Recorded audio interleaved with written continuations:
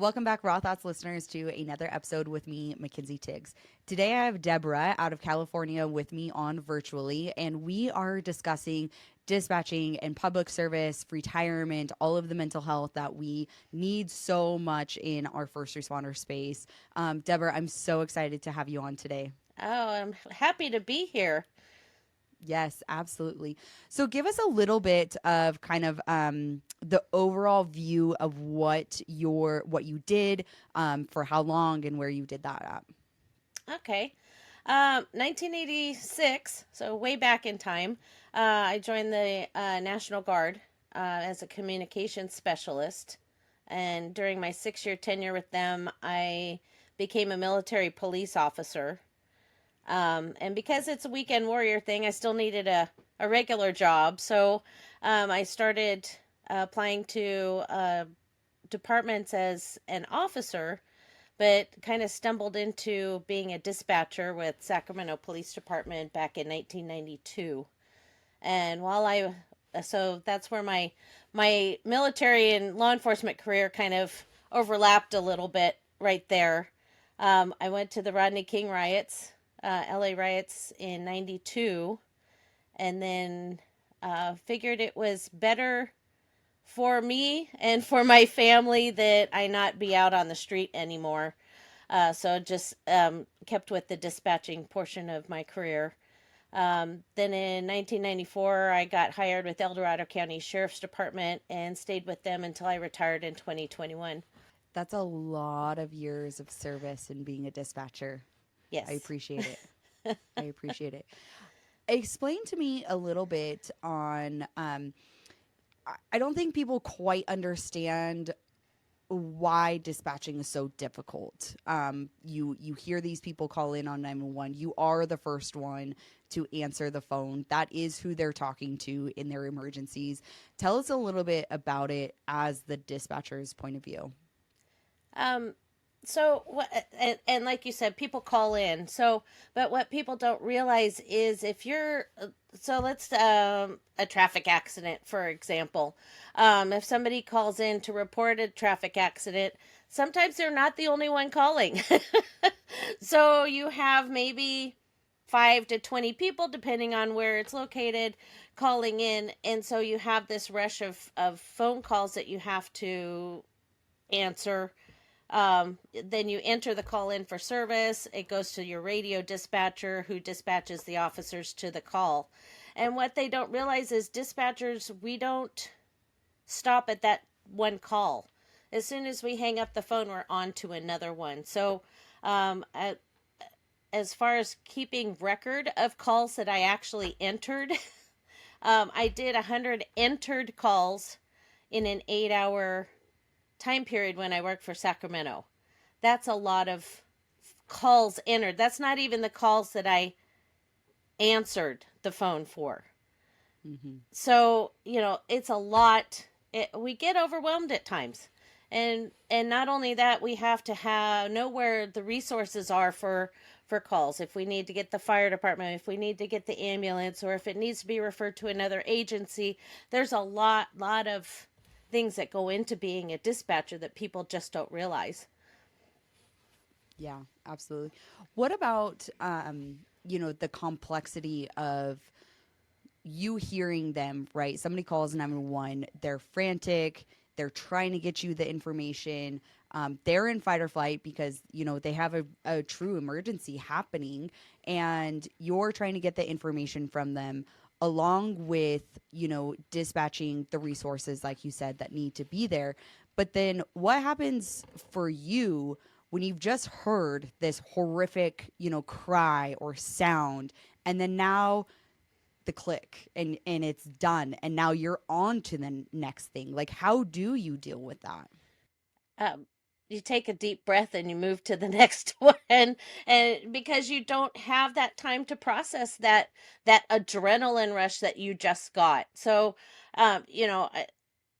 I had a phone call where somebody was actively being stabbed, and as soon as that was finished, I was on to the next one, which could have been an alarm company calling in and just being a quote unquote routine call, or going off on answering a phone call for a 3-year-old that, picked up mommy's phone and wants to dial 911, or, onto another high priority call that you get that keeps your adrenaline up. You don't have time to process that out like normal people. Yeah. When do you find the time to process that? When I was working, we were lucky enough to be a department that we were allowed our breaks. So we would get every 2 hours a 15-minute break, which was really great especially when you're on a 12-hour shift. Plus, we were allotted a wellness time, so we could go work out during our shift, which was great. I usually ended up walking on my breaks and doing running on the treadmill during my wellness time, which really helped keep the stress in check. Yeah. What about when you go home? I mean, you've heard all of these calls come in from your own community members, and now you're driving the streets that these calls were called in on, and you get home, and how is it that you cope with what you have just dealt with through the day? Because I'm going to say, I don't want to, let me reframe this, because I wanted to say like normal people, and that's not a correct term that I need to be using. Non first responders, right? They may have a stressful day. They may come home, and yes, they still have other things to do, but it's just not as complex. Like, we are dealing with other Right. humans as first responders. And how is it that you can go home and you've been able to do it for 28 years, you're retired doing this, and be able to still want to come back the next day and continue to do this again? Mindbase is the official sponsor of Raw Thoughts podcast. Mindbase is the only mental health and wellness technology platform that goes far beyond their traditional wellness app for first responders specifically. It uses data to optimize a proactive and people driven approach to first responders' wellness. Please reach out today to see about getting Mindbase into your agency to help our first responders. Oh my gosh. Well, I for a time I had an hour drive home, so I could decompress during that drive home, listen to music or books on tape, which was a big thing for me. Just getting out of that mental state where you're at work. So when I was in training, I would drive and automatically look at license plates and read them out and do them the phonetics to myself. And it got to be a really bad habit of mine, where you're just kind of looking at cars and you have that hypervigilance and always looking at plates and things like that. So I had to teach myself to get out of work mode on the drive home. Once I got home, a lot of times there's things that still stick with you, and you just try to do other things to help uh, get out of work mode, I guess you would call it, because you first responders stay up in that level more often than not because that's where we have to be at, and it actually becomes a habit where that you're living at this level. So you do things unconsciously. But yeah, I would go home and try to do things that weren't um, work related. I did a lot of sewing and knitting and doing stuff with the kids and just kind of getting out of that. Yeah, absolutely. Absolutely. Now, I know that you had a pretty traumatic call, and actually ended up getting diagnosed with PTSD. I would love for you to be able to share that story with us, and kind of how that has all unraveled. Oh, sure. There was April 20, or sorry, not April, October 23rd. I don't know why I keep going to April. October 23rd, 2019. I had dispatched three officers to a suspicious subject in a marijuana grow. And mind you, at that time, California, you could have grows in your yard, up to 12 plants per person. So it wasn't an unusual call for us because El Dorado County is a very rural county, so we had a lot of this kind of thing.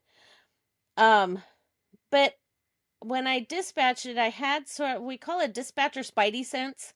So you have that feeling in the back of your mind that something's not right with this call. So I dispatched a call. I went on a break actually after I dispatched it, and when I'm coming back from my break, I got a text on my phone to get back to the room because something was going on.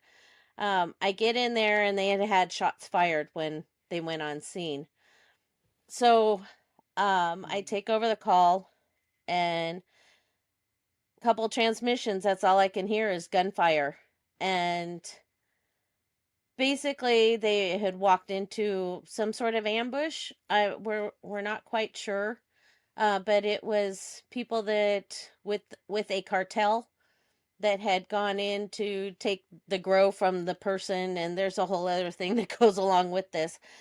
But basically, they shot at my officers. One of my officers was shot and killed. Um, During this whole time, I sat on the radio, made sure that everybody got the support that they needed that was out there. We got had multiple agencies in the end being out there. Um, there were two suspects, and I stayed on the radio till the second suspect was caught, which was about 3 hours later. And during this whole time, I we had learned that the deputy had been killed. He was taken to the hospital, and they told us he was killed. And so I'm dispatching through this call in tears. But the guys out in the field didn't know. I made sure that they couldn't Mm. hear it in my voice that something was wrong. I'm sure they knew something was wrong, but it was up to me to keep them calm out there and get the job done that needed to be done at the time, and then afterwards we could all break down and cry. So after I was relieved from the radio, I went down the hall and cried for 30 minutes, and you know it was a horrific experience and nothing that I ever wanted to have to go through. Sorry. And with being a dispatcher, you're okay. Yeah.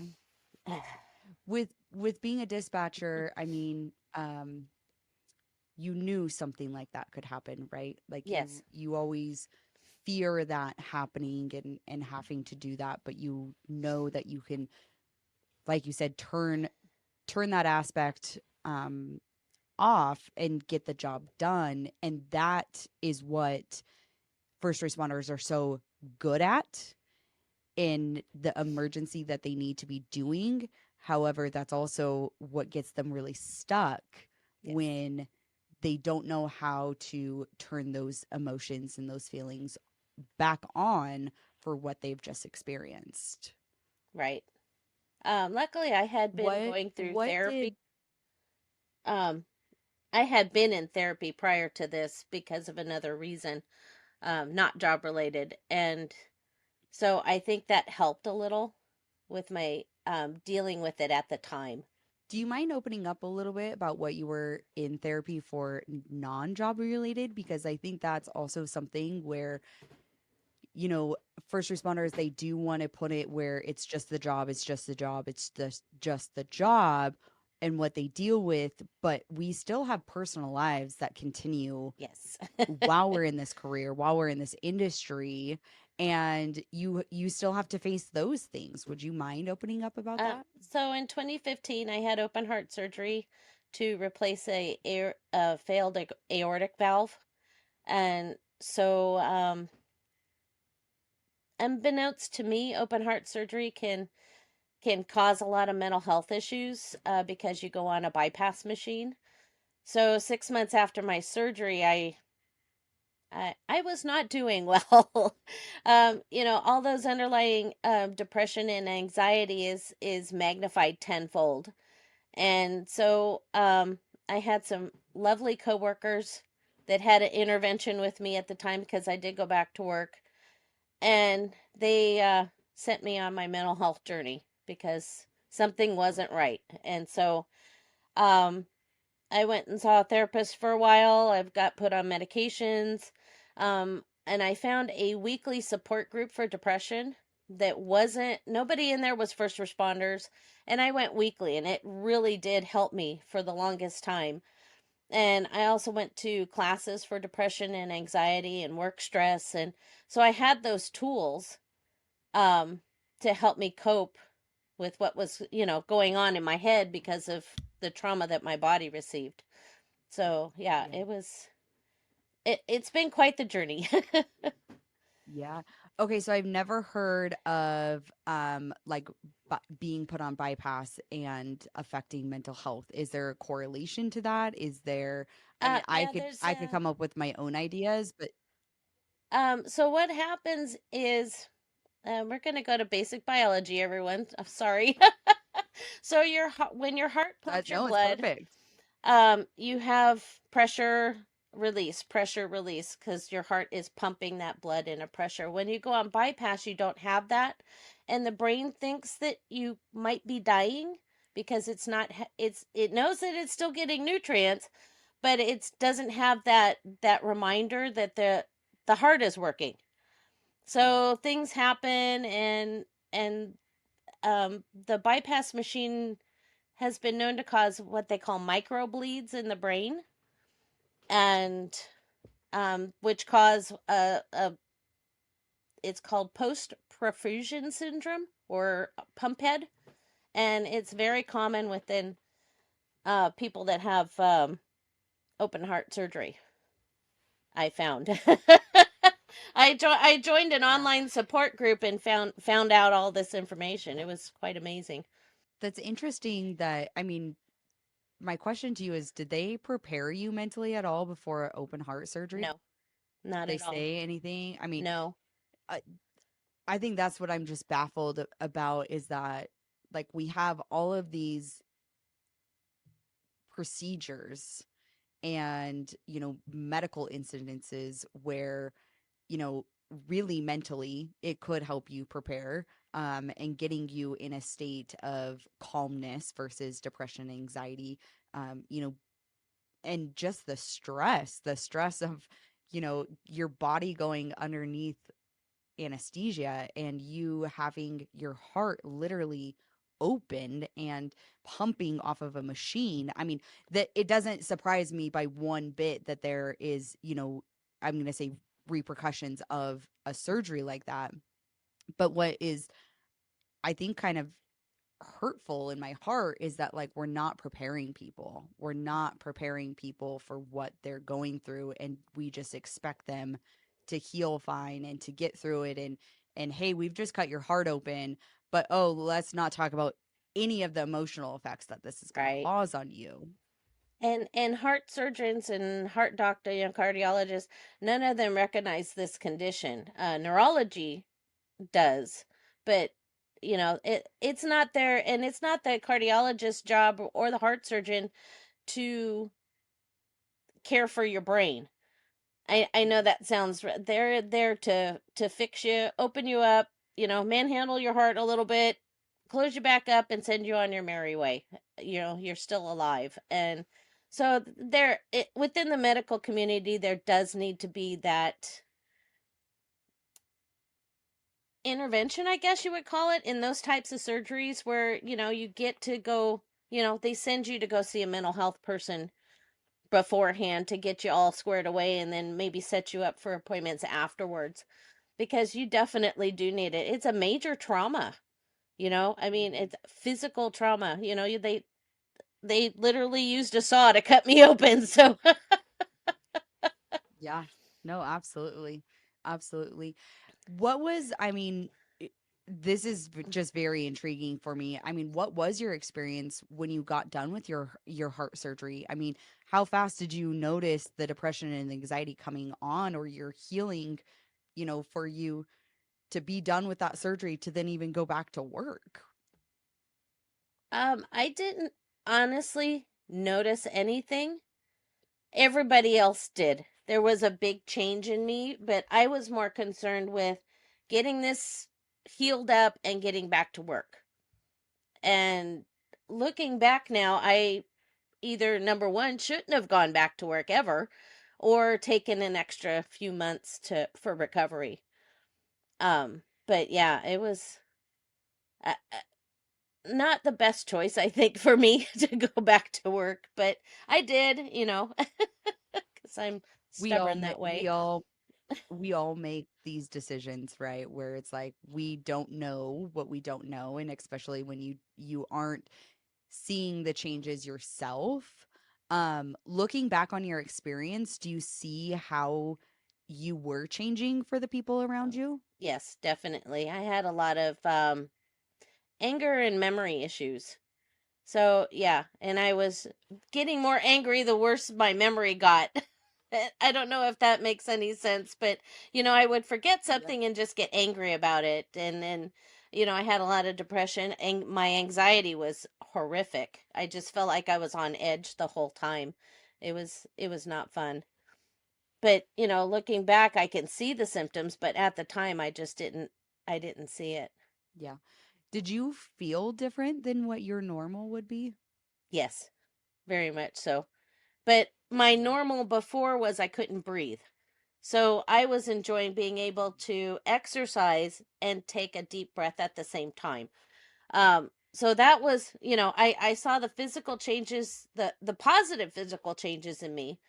Um, but everybody else saw something different. I wasn't the same person I was before. Yeah, absolutely. And what about the intervention from the people from work? What was that like? Um, well, I was coming in and I would go in at the time I was a trainer and we had our own office and I would go in prior to my shift and just be crying in there.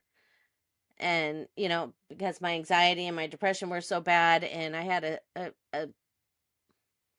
a supervisor that was less than supportive at the time Yeah. and wanted to take me down a disciplinary route rather than seeing there was actually something wrong with my mental health. Um, And so I had a supervisor and another supervisor and a coworker come into the office and say, "Hey, you're not the person you were before, and we need you to get help if you're going to stay here." And so that's what I did. I went and got help. And I think it I it was a positive thing for me. Absolutely. Absolutely. And I give you a lot of kudos in those situations because I know many people that have had these interventions and have done these interventions, and the person still resists for so much, and you can see the changes in them. They don't quite see them, and yet they still are kind of in that stuck stubbornness. And that's another, part of just human beings and the complexity of we can't ever force somebody to change or force somebody to Right. get the help that they need. It has to be their choice. And for it to be, I would say, that simple, it didn't have to be so catastrophic for you to get help, is incredible on your part. It was like a weight What being lifted off of me, you're to be honest. Where somebody's saying, "Hey, look, there's something wrong with you," and then and you're going, "Okay, this makes all the sense in the world." And so it was like a big weight, just kind of like, "Okay, now I can go do something, and I'm getting a direction to go with. It's not just me." Yeah, absolutely. And then how long had you been in therapy before the deputy had gotten killed? So about 4 years. So, Okay. but And were you going to therapy the entire no, in April of 2019, they stopped my weekly support group for some reason. I have a HMO that has a mental health department and they offer all these classes and support groups, and for some reason they stopped our support group. So and didn't give us an someplace to the fall. alternative. Yeah. Yeah. So it was a little bit difficult. So I hadn't been in therapy the 6 months prior to the incident, but I still had all the tools and everything to, it was just I really needed to go back into therapy. All I was seeing was I had just recently prior to that, I think I had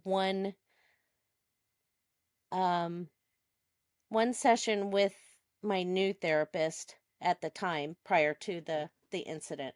And with the incident, so I mean I love it because you're already primed for knowing what therapy does for you, right? You're already knowing what your tools are and what you can lean back on. And I mean, this is an incredible, kind of plan to have in place of when you get into a moment like that, like what is it that I can fall back on? What is a routine that I can fall back on? What are skills and tools that I can fall back on?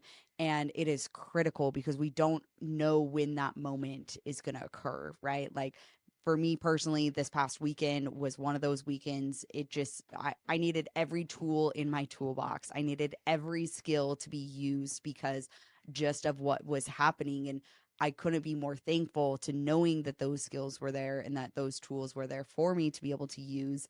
And but I want to touch on like what did your department do or not do for the shooting and the incident that you were in? I mean, where was I know that some departments have, SISM that they would have called in. They have different, clinicians that they would have called in, but like what did your department do for this incident?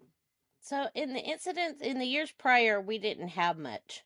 But we had been going to recently the I had been sent to a class for critical incident stress management, which was awesome. I loved that class.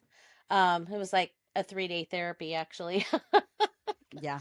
But Yeah, I've gone through that one. we had slowly been going to peer support and things like that. So this incident, they really came through. We had peer support there. We had therapists there. A lot of support for those at for everybody that was on duty at the time. Um, we had a briefing that night with just the dispatchers involved before we went home, and then 2 days later we had one where we came in. Um, so that was nice. But when I went home that night, well, actually, it was I got home about noon that day. I worked graveyard, so I Mm. I didn't. So after the incident, we had our little get together with our peer support person. Then our shift was allowed to be part of the procession to take the deputy's body from Placerville down to Sacramento. So there's a large procession when the body is taken. Um, so we were in that and just seeing. Now, mind you, our the procession was at about 9 o'clock in the morning, seven or somewhere between 7 and 9. I am a blank with what actually That's okay. happened. It was a very stressful day to say the least. But seeing in that amount of time, at less than 6 hours, the amount of people that have found out about this and knew where the procession was and were standing on over all the overpasses with signs and flags and everything going. It was about 30 miles to drive from Placerville down to the coroner's office down in Sacramento County, and that was amazing just to see the support that there was out there for him. So then we came back. I went home and immediately called to have an emergency therapy session for the next day. Um, because I wasn't anywhere near where I could drive. So I had to get some sleep. So I had a emergency therapy session the next day, and where the office where it was at was right near a friend of mine who's also a peer support person for another agency. So as soon as I was done with that, I went and called her, and her agency graciously let her have some time off during the day because she was actually working, and to take, to spend time with me for peer support, which was great. And so I had that, and then we had our debrief. Um, but that was pretty much it. There wasn't too much follow up after that, which there should have been, but there wasn't. But Mhm. I mean, they were still growing as far as that was, as far as critical incident stress management is concerned. And there's still a Yeah, lot to do within our whole yeah, profession. absolutely there is. Absolutely there is. What do you think for you being in this experience, having gone to therapy, knowing what to do, right? There was probably people that were in this incident that didn't know what to do, and Hmm. they just bottle it up or drink it away or whatever coping mechanism that they want to use. But where could you see something improving for a follow-up from an agency? Like if you could have this perfect wish or dream or idea of this continual follow-up after an incident like this, because yes, the incident has happened, but then now you still have to go to work. Now you still have to go and hear the same calls. Now you still have to think, okay, I'm going to get, I'm going to have to dispatch my officers to another suspicious person, and are they also going to get ambushed? Because we really do have an ambush on police right now. And that Hmm. was, years ago, but this is even more prominent now. Like, where could you see that we could help improve this? Um, I'm thinking peer support needs to be really on it, where they need to determine who were who were the actors in that incident. Um, so you have the deputies on the street. A lot of times dispatchers are completely forgotten. Hmm. Luckily I'm not that way. I didn't allow them to forget about me. Um, but there needs to be more follow up within peer support to check on these people. When one of the deputies never came back to work, one deputy came back to work, left, came back, left. It was, a back and forth with him. Um, the other deputy that was out there was actually on a ride along and he was a deputy with another county, but he also got shot, and nobody was there for him from our department. They kind of left him to the wolves, which was a damn shame. Sorry. And then there was me, Yeah, and I no, had no, absolutely. I had very little support through peer support. They did um after I stayed until October 2020 when my psychiatrist signed me out for workman's comp,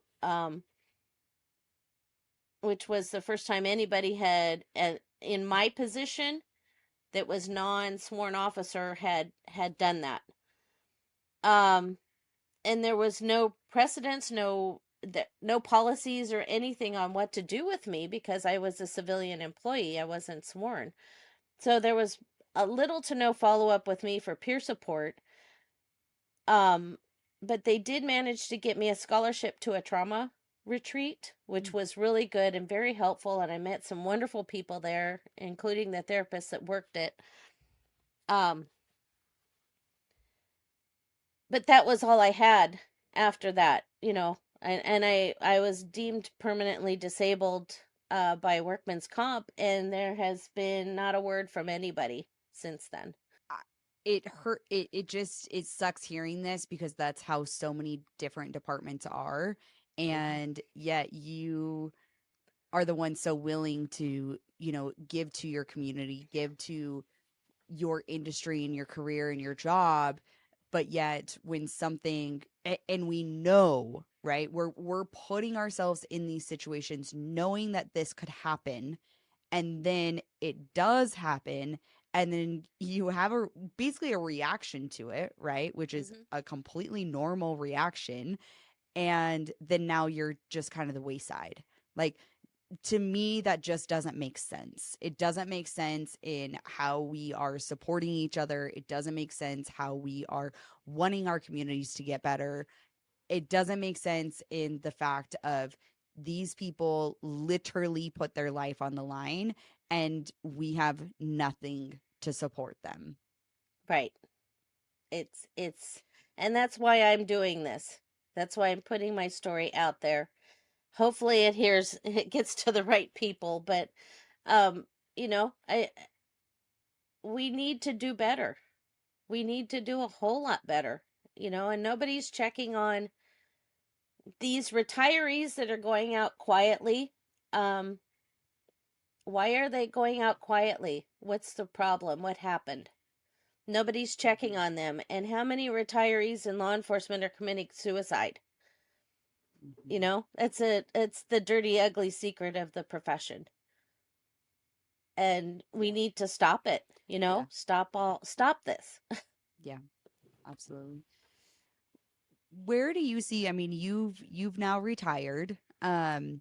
What is something that you could tell people that are just getting into this career, being able to help them? Because I think it's so important that you share your story, but I think it's also just as important to be able to give them the tools and the skills that you have gotten and you have built. What would you tell those new dispatchers that are getting into the career? Find a therapist and take your time to find a therapist. Um, Within your first year, start looking because, um, as Monty Python, sorry, profoundly put it, nobody expects the Spanish Inquisition. Nobody expects what's going to be your trigger for your downfall and Mhm. how much crap you're going to have to put up with before that. There's a lot to process that if you're going in with your eyes closed as a civilian into this profession, it's not all rainbows and unicorns. You're not going to listen to all this stuff during the day and be that same person at night that you were before. So go and find those that therapy, learn about depression, learn about anxiety, learn about the signs for PTSD, take classes.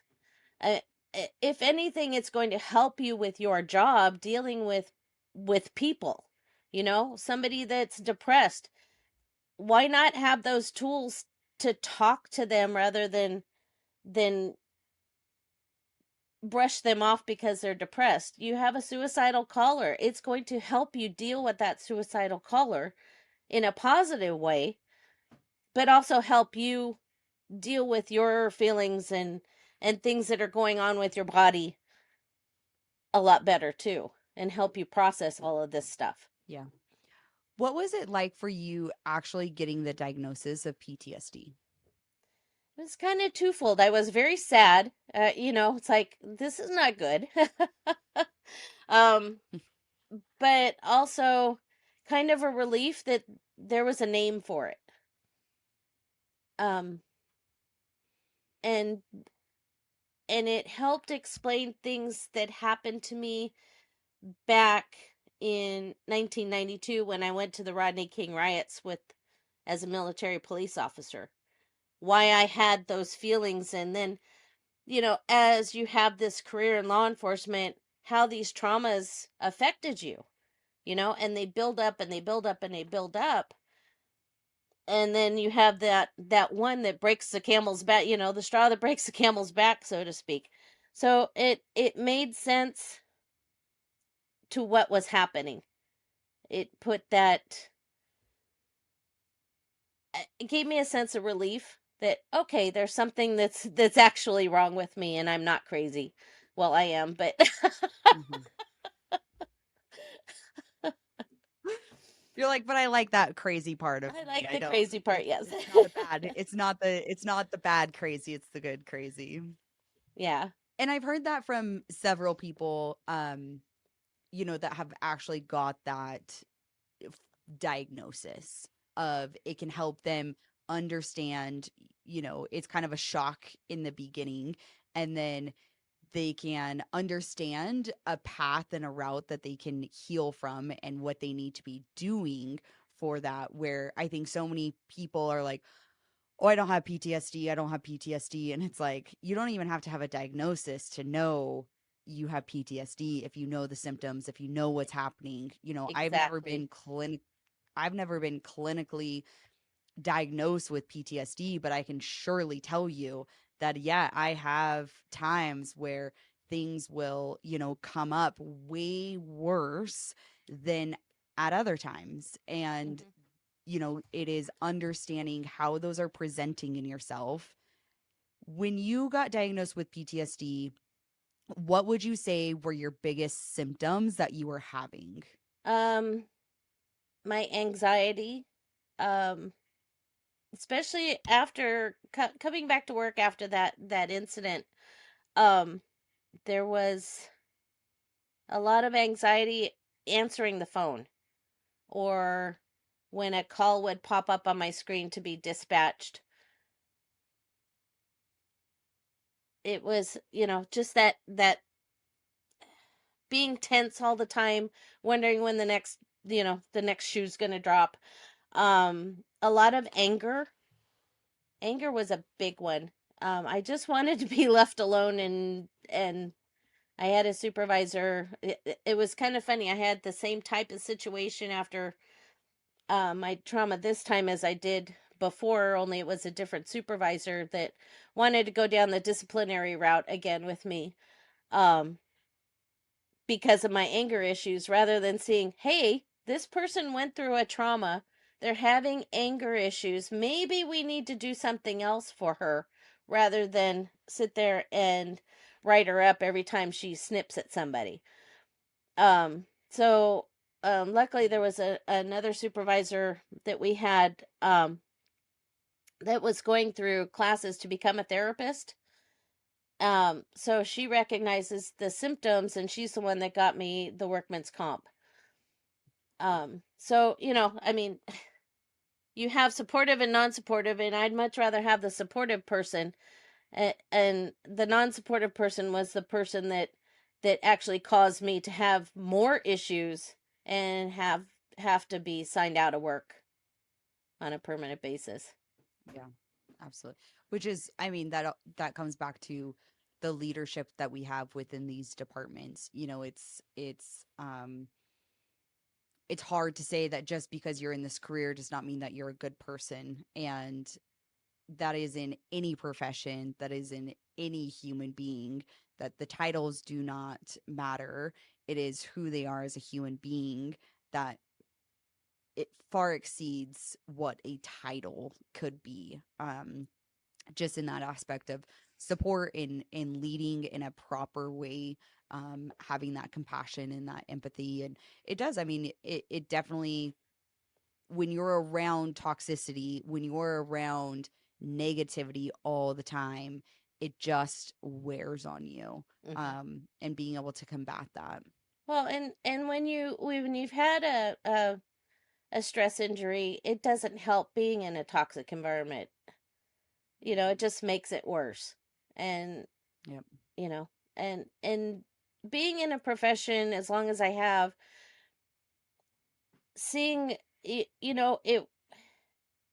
mental health care has been frowned upon. They just want you to suck it up and come back to work. Hmm. um for me, I would much rather have that person that's in therapy, that's working on their issues, as my partner rather than somebody who is denying it and can make mistakes. And Yep. unfortunately, the administrations aren't seeing that as a positive. They're seeing it as a weakness that we're going to therapy, where it's the strongest thing, most courageous thing any cop could ever do or firefighter is go into therapy.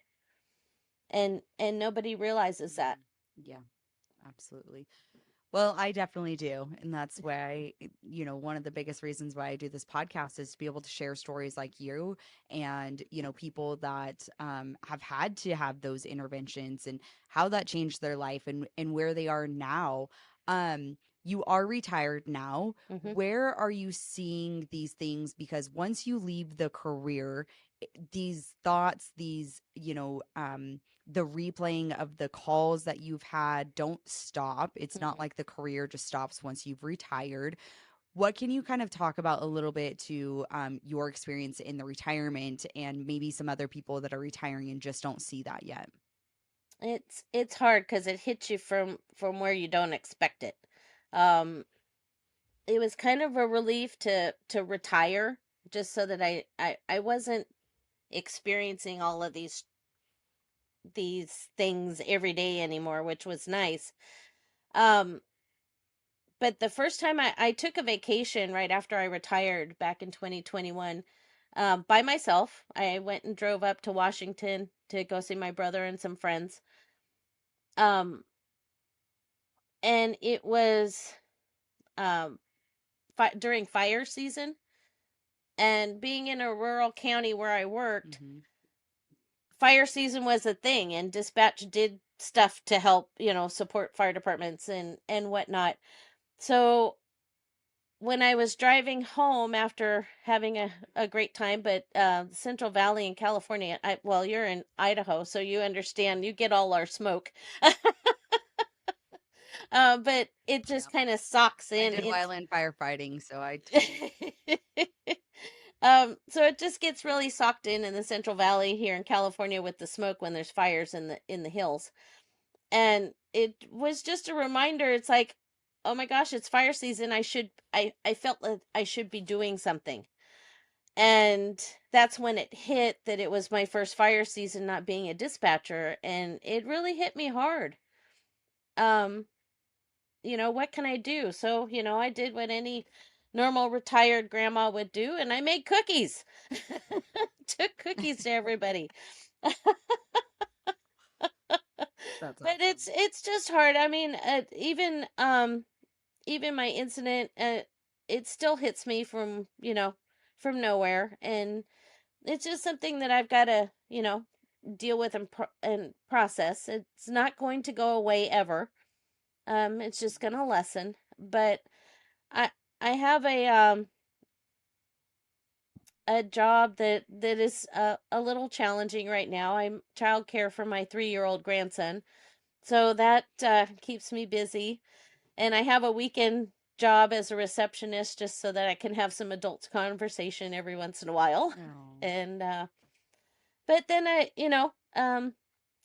I started on this road just talking about my experience, and hopefully it will reach somebody and help them. And that's all that I can ask for. yeah. Well, I definitely appreciate you being able to share the story with us and, talk about it because I know it's extremely hard for people to talk about, you know, the traumas that they've gone through, what they've experienced. And it is people like you that I absolutely love to have on the podcast because every single person processes things different. Even just that word is like, I don't know, I think I kind of don't like that word because it can be overused, but it is really dealing with what is coming up and understanding that it is our reactions to it and how we personally respond. And it is our own self duty to be aware of those things instead of continuing to push them aside and not talk about them. It is the thing that we need to be talking about. If you feel like you don't want to talk about it, it's probably something you need to talk about it, Hmm. whether that be with your journal, whether that be with God, whether that be with your therapist, whether that be with your support, groups or support system in your life. It is so, so, so crucial for it because like you've explained, you don't know when that is going to come up. And that is why they call it triggers, right? Like we don't actually fully understand sometimes why it has affected us, but that comes back to our brain. Our brain does remember, our bodies do remember. And subconsciously we remember things and that our consciousness does not. So I really appreciate you being able to come on and share your story. I know you really love to be able to advocate for for, mental health all around, especially in our agencies. Do you have anything else to say maybe to the people that are still continuing to work or wanting to get into this profession so that we can keep them in this profession, and instead of committing suicide or getting out or having to retire? Where do you see that? I think that it's a rewarding career. It really, really is. And the bad, us sitting here talking about all the bad things, a lot of it is good. There is a lot of good that comes out of that, but getting help or just having a maintenance, as far, you go in every year and you have your physical from your doctor. You go in and get your blood pressure taken, your, all of these things, but why not your mental health too? That it's part of your body. What happens up here affects everything else. So make it part Mhm. of just your regular routine is to go get a mental health checkup, you know? Yeah. And administrations need to know that it's not a weakness. It's a good thing that we're getting our people mental health checks, because if we're not good, we can't be good for the public. Nobody Mhm. wants a dispatcher answering your 911 call that's in tears because she can't deal with the job. Nobody wants the same for a cop showing up and saying, "Well, I just can't deal with this," and walk off. We that's not what we do. And having those mental health Mhm. checks and having it part of your regular medical is a good thing. And if we can make Yeah. this normal, then it won't be that issue. It's the hiding it and telling people that they're weak, not giving them the resources, not showing them the resources, not showing them that the mental health is you know, good mental health is a good thing, and that maybe our suicides Mhm. and all of that will decrease, and we won't have such an attrition of employees. Yeah, absolutely. Absolutely. Well, I definitely appreciate you fighting this good fight, along with me and everybody else for this. Um, Deborah, I just appreciate your time being on the Raw Thoughts podcast. And listeners, I would absolutely love for you guys to check out Mindbase. They are the official sponsors of Raw Thoughts podcast, especially with having Deborah on being a dispatcher.